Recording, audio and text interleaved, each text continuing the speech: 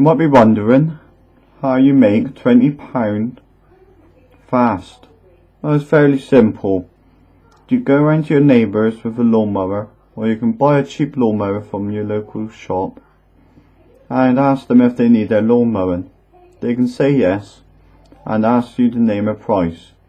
You can say £20. I would say £20 is probably a reasonable maximum.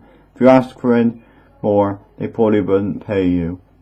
You lawn mow their lawn for about 2 hours, give it a tidy trim, some shears or whatever, break up the grass and dispose of it. Your neighbour will be very happy and pleased to see that you have got on with mowing their lawn. Then they will just give you some free money, basically, because you're only there for an hour or two, and that is yours to keep. Enjoy this video, like and subscribe, also share it if people don't know about this yet.